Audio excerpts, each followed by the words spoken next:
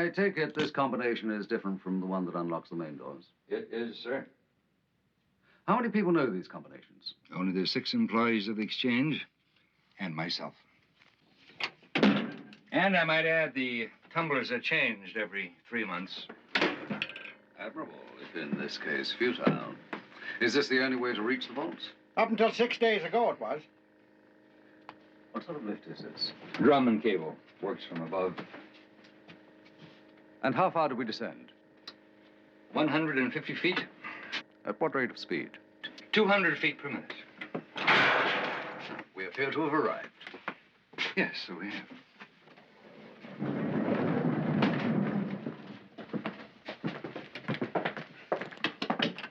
I presume this combination also differs from its fellows and is changed every 90 days as well? Correct, sir. And now, Mr. Holmes, I'm going to ask you to see for yourself what I can only describe as the most dismal sight the world has ever seen.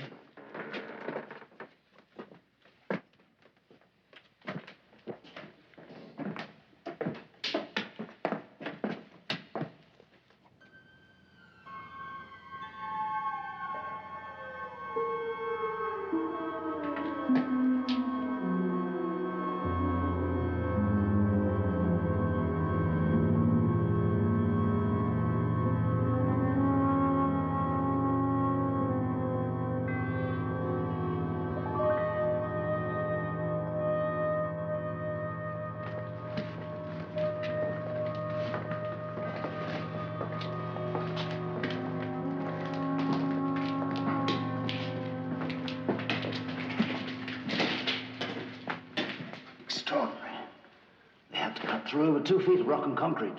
The noise must have been deafening. Since they've been working on the subway, you could set off dynamite and no one would hear it. It's a condition that darkness was taken advantage of. 2 pieces of bullion were left behind, you say. Well? One in the tunnel there, one 50 feet south of the main excavation. That makes it clear enough, doesn't it, Holmes? They made off in that direction with their boodle. One would immediately accept that conclusion. I quite agree with you. I should like to take a closer look at the vaults now.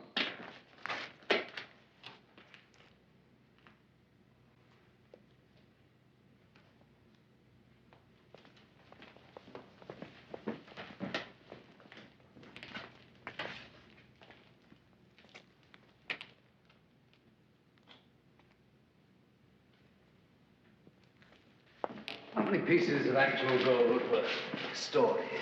Just prior to the theft, these vaults held 18 million pounds of gold, consisting of 360,000 50-pound blocks, each block valued at $28,000.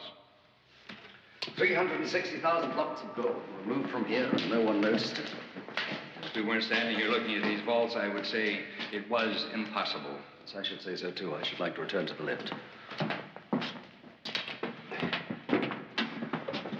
Mr. McGraw, this hatchway, does it provide access to the overhead drum cable? Yes, yes. Watson, give me a leg up, will you? Oh, Inspector. There I am.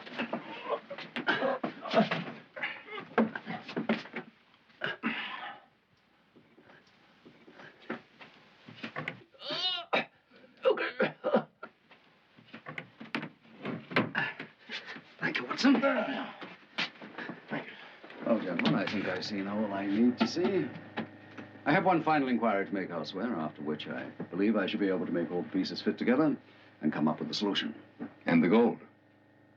The gold, of course, will be forthcoming with the solution to the problem. In time for the transfer of the bullion tomorrow morning? It is my fondest wish.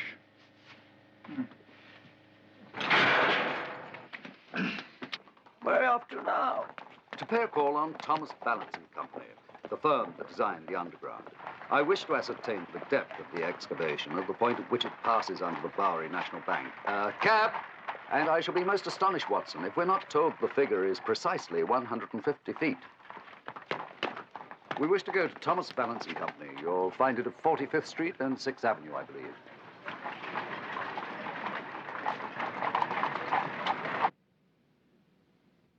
Precisely 150 feet, Mr. Holmes. Thank you. Bless me so. Well, what have you found out? Everything. Everything? You mean you know where the gold is? Why, I knew that the moment we descended in the lift. I merely wanted to double-check my certainty. Well, where is it? We were standing on it. We were Holmes. Well, don't you see what the wily devil has done? No, I don't. And I'm sure I'd be delighted if you told me. Well, very well, Watson. Consider this. 360,000 blocks of gold, each weighing 50 pounds apiece. Now, give Moriarty 100, say 200 men, each of them able to carry a 50-pound block of gold. Very well, what then? Thank you, my man. Each one of those 200 men would have to carry 1,800 blocks of gold from the vaults. Now, to carry a single 50-pound block of gold from the vaults through the tunnel to some conveyance waiting in the underground excavation and return for a second block could not be reasonably accomplished in less than 10 minutes. That is 18,000 minutes or 300 hours to complete the task. That is over 12 days, Watson. And yet the gold was still there 7 days ago. Mr. McGraw's instincts were quite correct. The task appears impossible despite the evidence of those empty vaults. But, Holmes, they were empty. Thank you. Those vaults were. Those vaults? What on earth are you suggesting? When I asked how far down the lift went, I was told 150 feet, meaning the vault is 150 feet below the bank. But the depth of the underground excavation at that point was also 150 feet. Now, when I examined the overhead cable while the lift was presumably at the bottom of the shaft, there still remained 10 feet wrapped around the drum. Mr. McGraw told me the rate of descent was 200 feet per minute, which means it should have taken 45 seconds to reach the bottom of the shaft. It only took 42. Oh, and I'm sure you noticed that the tunnel from the vaults to the underground excavation slanted downwards. Oh, did it? Watson, there is only one inescapable conclusion. The vaults we examined were not the vaults containing the gold, but an exact replica built directly above the actual vaults. It will be discovered, I am confident, that when the floor of the lift is removed, iron bars will have been inserted into the shaft to stop the lift descending the remaining 10 feet into the actual vault, where all of the gold still safely resides. But, Holmes, the vault door, the combination lock, the cages themselves, everything. Duplicated down to the smallest detail. A member of McGraw's staff must have thrown in his luck with Moriarty and provided him with all the necessary information. But that must have taken them months. Yes, and with hundreds of men employed upon the construction of the underground, who would notice a handful of Moriarty's cohorts tunneling for purposes of their own? But, Holmes, you were certain of all this when we were still with Inspector Lafferty. But you said nothing. Why? Watson, I still fear for the boy's life. That he's safe at home. Only so long as Moriarty still believes him prisoner. Tomorrow's newspapers hold the key. If the theft is reported, then Moriarty will know that I have obeyed his orders, and it will be safe to release Scott. But on the other hand, if the financial pages carry news of the transaction of the gold, then he will know that I have tricked him. He will hasten to seize Scott from Mademoiselle Romaine, and when he finds that I forestalled him, his rage will be so towering that he will not rest until he has taken his revenge upon me through Scott.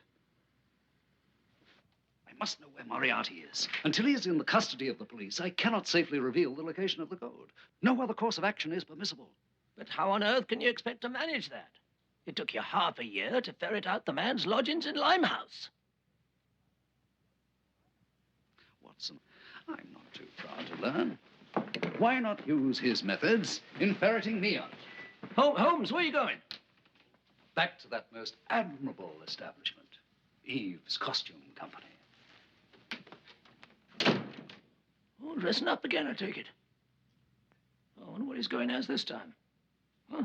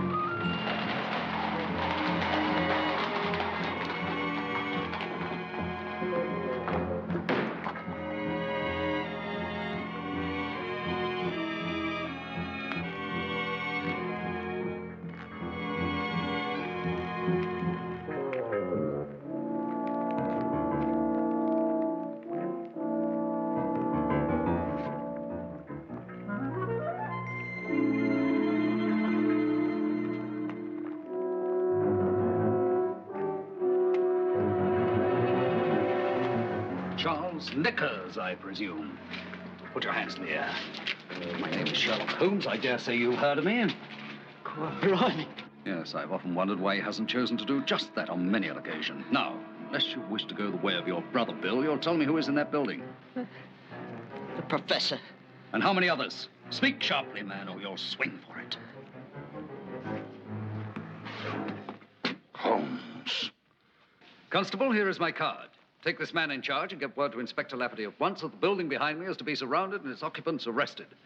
Tell him I will provide him with full details directly.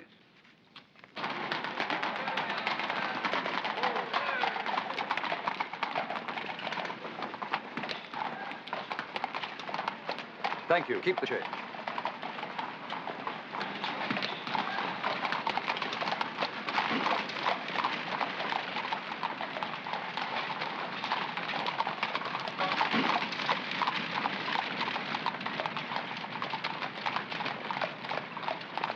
I suggest you take these words to heart, my man. There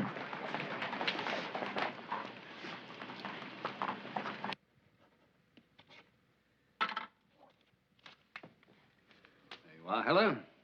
Get that to Inspector Lafferty as quickly as possible. Yes, sir. Within the half hour, Professor Moriarty and his entire American organization will be in custody. Irene, your fears are at an end. Young man, you have had more than an adventure, much more. You've aided in the capture of the world's most notorious criminal, and you have been instrumental in preventing a devastating world war. Well, I wish I'd known all that, sir. I wouldn't have slept through so much of it. Well said. He's a bright boy. Goodbye, Scott. Goodbye, Mr. Holmes.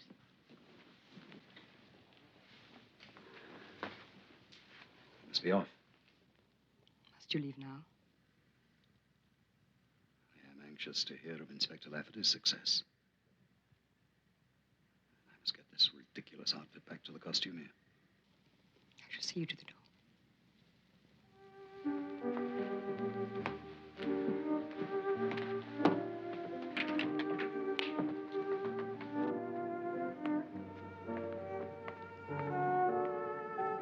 It's amazing, Irene. You haven't changed at all since that week in Montenegro. When was it? 1891?